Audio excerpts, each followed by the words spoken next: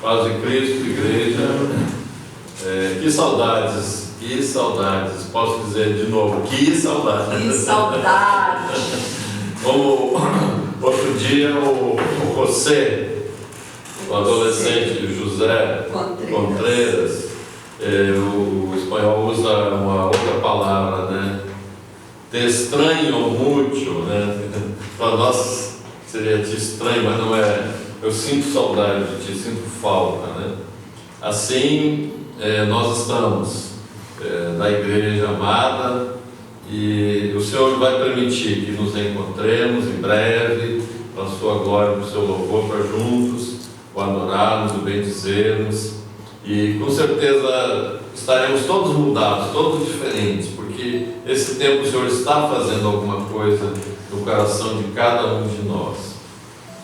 Lembrando que já falamos outro dia que aquilo que está na lei, aquilo que está no Antigo Testamento, nos profetas, nos salmos, foi escrito para nosso benefício, foi escrito para que nós fôssemos abençoados e instruídos, e para exemplo para as nossas vidas.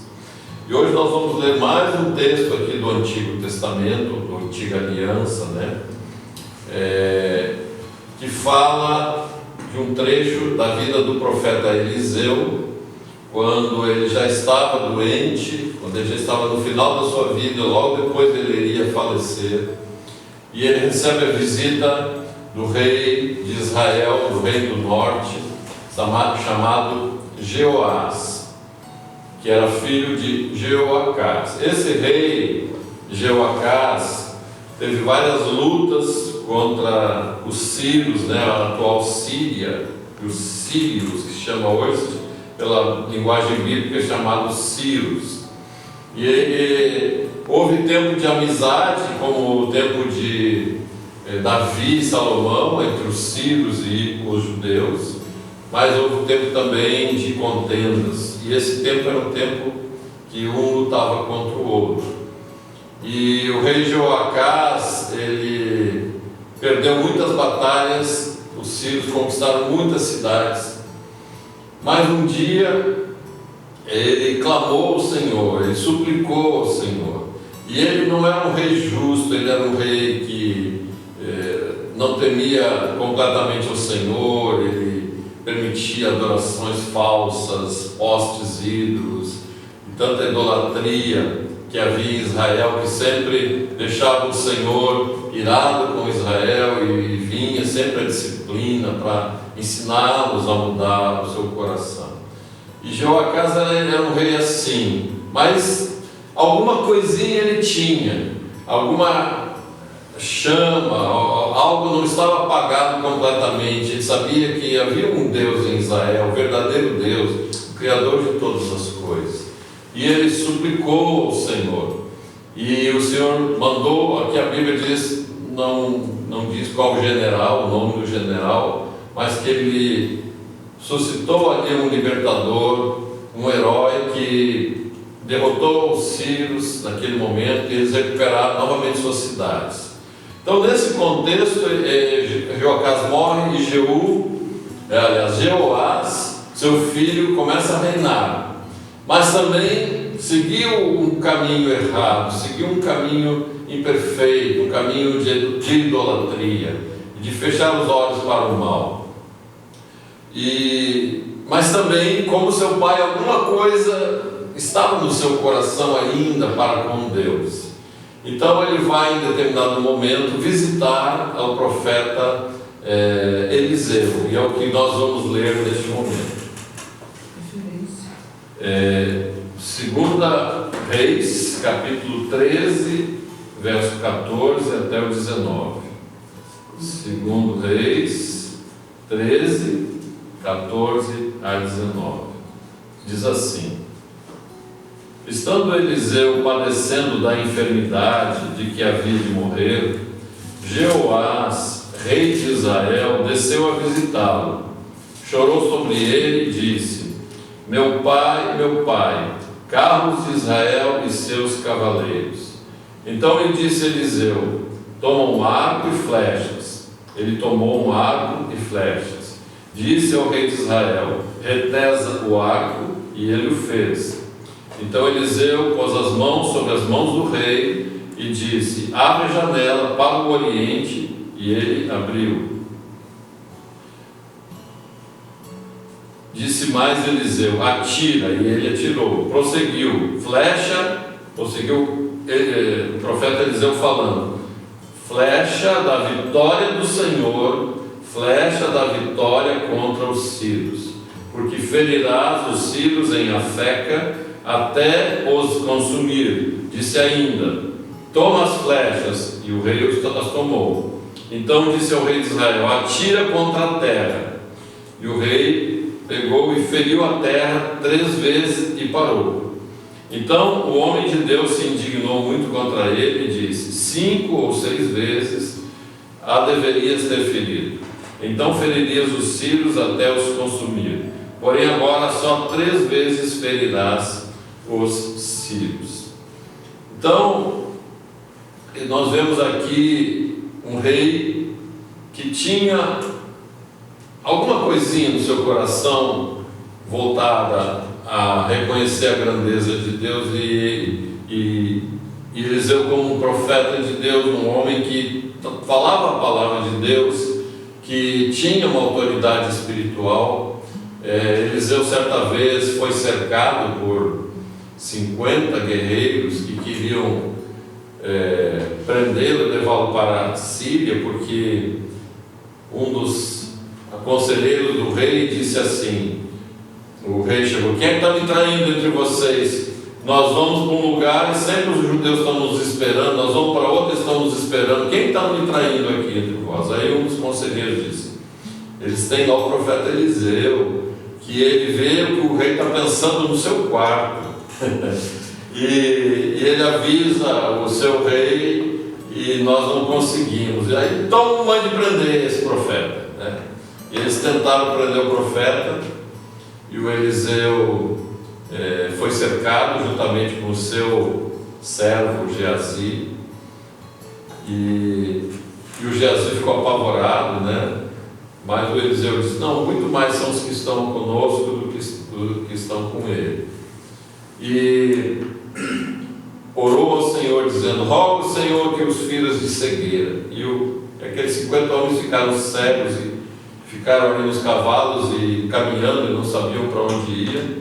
Então o próprio Eliseu foi conduzindo eles até a cidade de Samaria, e lá entram na fortaleza, e o rei pergunta: mas o que vamos fazer com eles? Vamos destruí-los?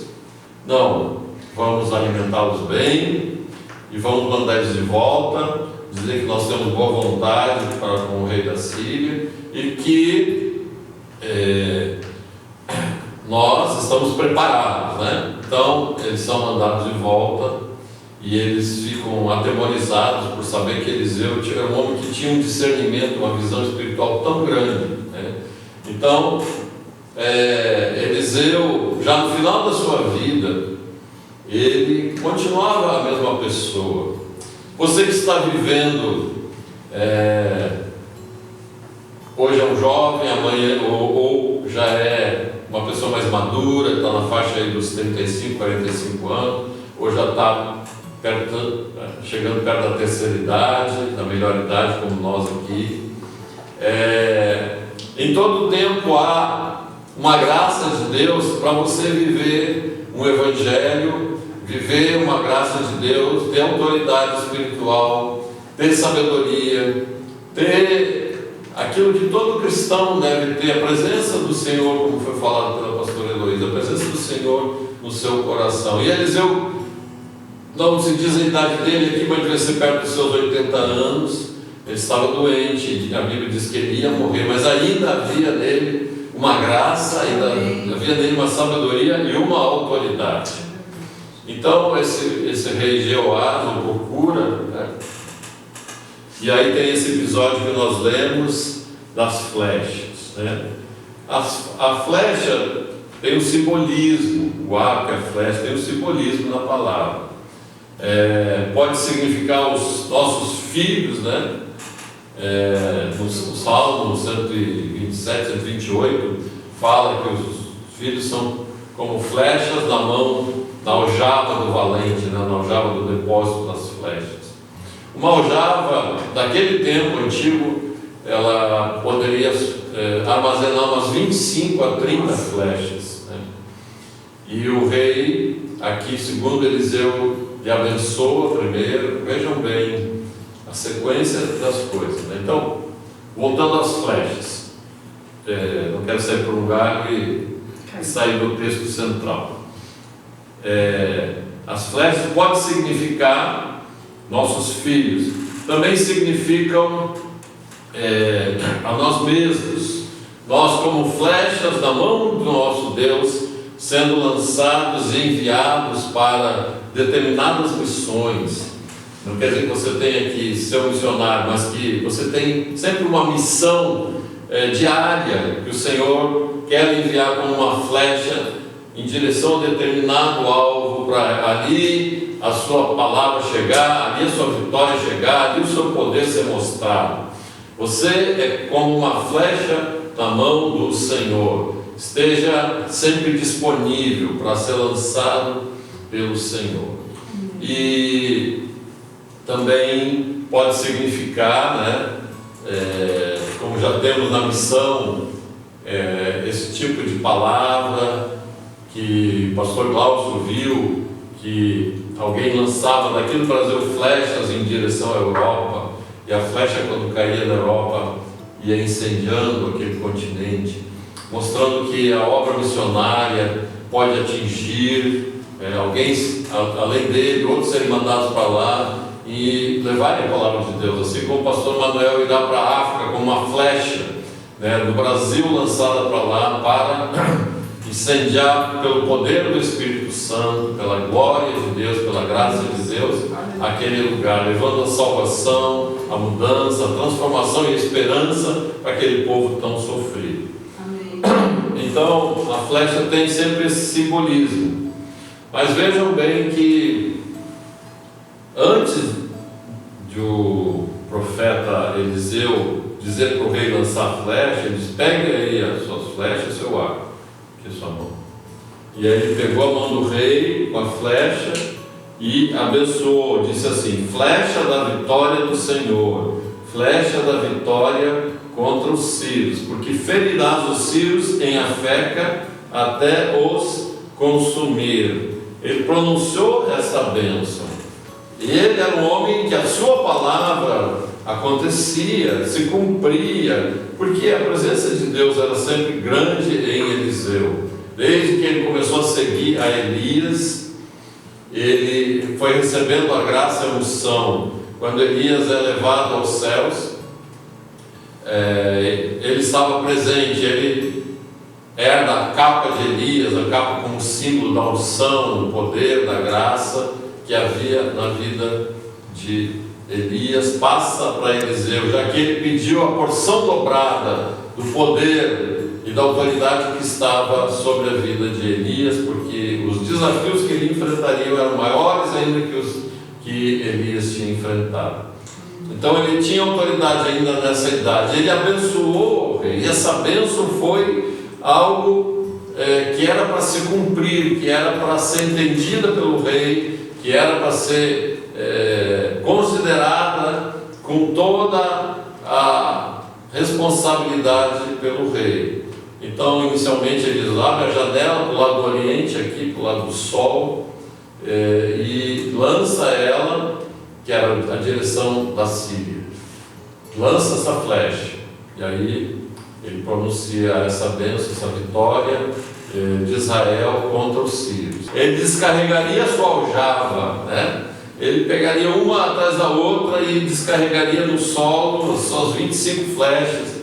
E Eliseu: olha, você não entendeu nada, você deveria pelo menos 6 flechas você jogar no chão, você jogou só 3, então a sua vitória, a bênção que eu lhe dei não vai se completar totalmente, porque você não foi zeloso naquilo que o Senhor lhe prometeu. Que coisa séria, meus irmãos, minhas irmãs.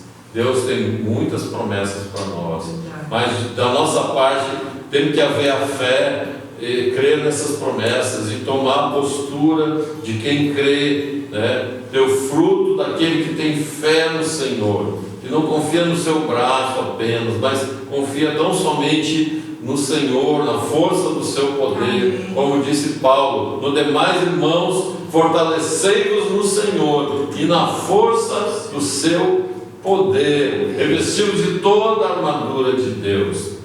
Então, e aí você pode me perguntar assim, qual é a bênção que nós temos, como esse rei recebeu uma bênção tão clara, né? E eu vou ler um outro texto aqui do Senhor Jesus, e agora eu quero relacionar estas flechas a um outro simbolismo, não nós pessoalmente, mas a oração de um servo, disse Tiago, a oração de um justo, não justo porque a pessoa é a tal, a boazinha, mas porque Jesus nos justificou, Jesus nos perdoou dos nossos pecados, nos tornou justos diante de Deus. Então, a oração daquele que já foi redimido pelo Senhor, resgatado pelo Senhor, ela pode ir muito em seus efeitos, ou seja, é como uma flecha lançada e atinge o alvo que Deus mesmo prepara, amém? Então, a oração do servo do Senhor, a oração do fiel, a oração do cristão que tem fé, ela tem um alcance muito grande. E Jesus falou sobre a perseverança na oração lá em Lucas capítulo 18, verso 1 a 8. Eu vou ler aqui, são 8 versos, bem longo o trecho. Disse-lhes Jesus uma parábola sobre o dever de orar sempre e nunca esmorecer. O que esse rei fez? Jogou 3 flechas e parou. E assim, às vezes, nós também agimos na oração. Oramos um pouco e já achamos que está bom. Mas Jesus disse: o dever de orar sempre e nunca esmorecer. Havia em certa cidade um juiz que não temia a Deus, nem respeitava homem algum. Havia também naquela mesma cidade uma viúva que vinha ter com ele, dizendo: julga a minha causa contra o meu adversário. Ele por algum tempo não a quis atender, mas depois disse consigo: bem que eu não temo a Deus e nem respeito a homem algum. Todavia, como esta viúva me importuna, julgarei a sua causa, para não suceder que por fim venha molestar-me. Então disse o Senhor: considerai o que diz este juiz iníquo. Não fará Deus justiça aos seus escolhidos, que a Ele clamam dia e noite, embora pareça demorado em defendê-los? Digo-vos que depressa lhes fará justiça. Contudo, quando vier o Filho do Homem, achará porventura fé na terra? Então, qual é a imposição do Senhor, das mãos do Senhor Jesus sobre as nossas mãos para lançar as flechas? Ele está dizendo que Deus responde à oração dos seus filhos, que mesmo esse juiz que não estava nem aí para ninguém, pela repetição do pedido da viúva, ele resolveu fazer. Muito mais nosso Deus promete. Jesus faz aqui uma promessa, é algo profético. Se você orar, se você levar ao Senhor suas súplicas, suas petições, Ele responderá. E vejam como o rei Jeoacás, o pai desse rei Jeoás, que era iníquo, que era imperfeito, que era pecador, orou, clamou, suplicou, e Deus deu uma vitória temporária contra os sírios. Nós agora, nesse tempo, eu sei que a maioria dos irmãos está orando muito mais. Estamos orando nas casas, estamos buscando o Senhor, estamos mudando a nossa vida de oração. Temos tido mais tempo para isso, mas vai passar a pandemia e nós vamos voltar às atividades, ao trabalho, às reuniões presenciais, mas não deve esmorecer florescer dentro de nós essa perseverança na oração, porque isso que o Senhor está nos ensinando é uma bênção que Ele quer dar à sua igreja, para que a igreja ore mais, busque mais o Senhor, esteja mais na sua presença e lance muitas flechas contra o inimigo do Senhor, contra o inimigo das vidas. A Bíblia diz, Paulo fala, afirma que a nossa luta não é contra a carne e o sangue, ou seja, não é contra as pessoas. Se temos um vizinho que incomoda muito, se temos um colega de trabalho perturbado, se temos um chefe injusto, então, nossa luta não é contra eles, mas por quem está por trás deles, quem está influenciando as suas vidas, quem está segurando, amarrando, impedindo de terem vidas normais e plenas.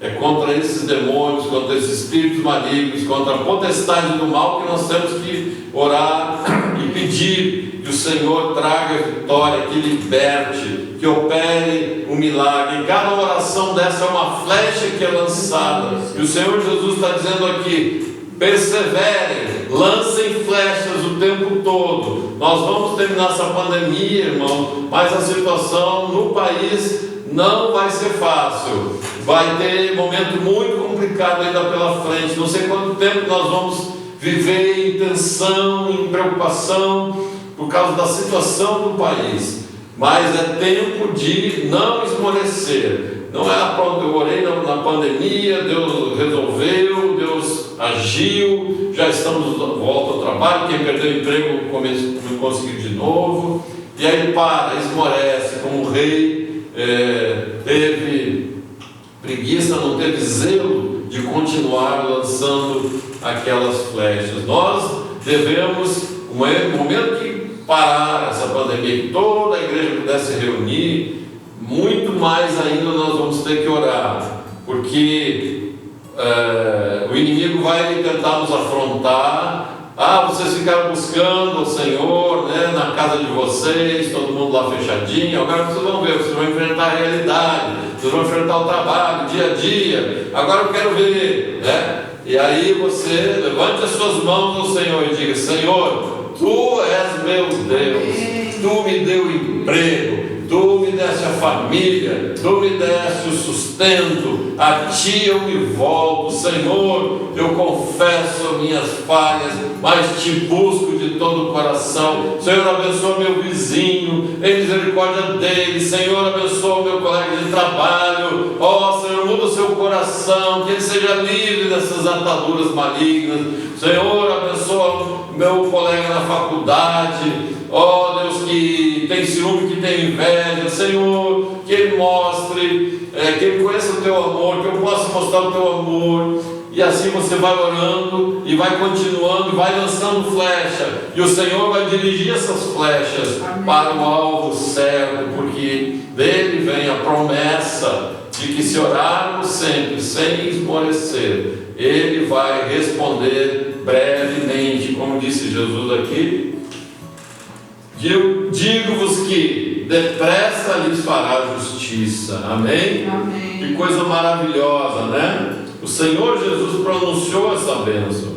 Então, é como se Ele tivesse botado as suas mãos sobre a tua mão, irmão e irmã, para que você pegue agora o seu arco, a sua flecha, que é a oração, que é a súplica, estique bem, retese bem o arco e lance a flecha, que o Senhor, né, fará com que os seus anjos levem esta oração e ela atinja o alvo e traga plena vitória, e traga a bênção de Deus para as nossas vidas, e possamos crescer nessa confiança nele, porque quando vemos a resposta da oração, nos enchemos também de mais fé, temos vontade de buscar mais o Senhor. Agora que Jesus falou, ele advertiu: mas será que no final, quando eu voltar, vou achar fé na terra? Se renove na fé. É o tempo agora da pandemia, de ler mais a palavra, porque pela palavra você é fortalecido, a sua fé se renova Então, volte a enfrentar a realidade do dia a dia, o trabalho, o estudo, o trânsito, todas as dificuldades, a escassez muitas vezes de recursos, mas com uma nova graça, sabendo que é uma promessa do Senhor, que Ele aqui, através dessa palavra, colocou a sua mão sobre as suas mãos, para que a sua oração saia como uma flecha, e ela tenha êxito, e ela seja como diz Isaías 55, 11: assim será a palavra que sair da minha boca, ela não voltará para mim vazia, antes prosperará naquilo para o qual eu a enviei. Amém? Amém. Antes ele diz, assim como a chuva não cai antes dela regar, a chuva cai e não volta para lá antes dela regar a terra, molhar o gramado, molhar as plantas, as árvores, as folhas, as frutas, depois ela evapora e volta para os céus para chover novamente, mas ela cumpre o seu papel. Assim a minha palavra não volta vazia, e você é aquele que lança as flechas do Senhor para que a palavra dele se cumpra em cada coração, em cada vida que receber. Você abre um caminho para que o Espírito Santo haja nos corações e traga plena conversão e plena vitória.